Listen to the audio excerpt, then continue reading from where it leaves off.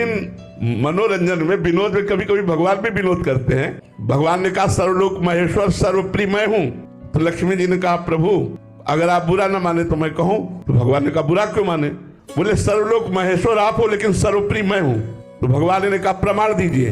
तो लक्ष्मी जी ने कहा प्रमाण लीजिए, आप जिसको महान भक्त समझते हो उसके घर पहुंचिए, थोड़ी देर बाद मैं पहुंचती हूँ। अगर आपका वो अपमान न कर दे तो फिर मान लेना कि आपकी जय नहीं तो मेरी जय। विनोद। भगवान ने एक सन्यासी रूप धारण किया और एक बड़े सदगृहस्थ बहुत भावुक भक्त देखते ही चरणों में लौट गए। संत भगवंत पधारे, चरणामृत उतारा, आरती करी, आसन पे बैठाला।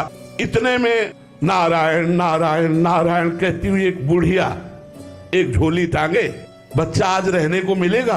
उनका हाँ माता जी, हमारे यहाँ तो संत और भक्तों का आदर होता है, यही देख कर आई हूँ कि तुम्हारे यहाँ स्वामी जी आए ना तो देखा कि संतों का स्वागत होता है। तो नारायण नारायण नारायण, हम नारायण हमारे स्वामी हैं और उनकी मैं सेवक हूँ इसीलिए आई हूँ।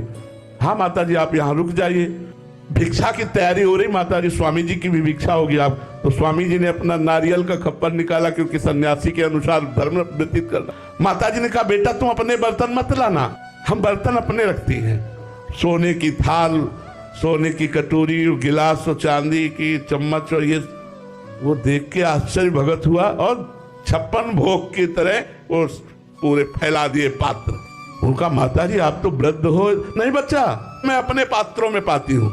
बड़ा आश्चर्य माना, प्रसाद पवाया गया। लाओ माता जी पात्र धो दें फिर आपके पास। बेटा एक बार जिन पात्रों में पाती हम दोबारा लेती नहीं, आप ले जाओ।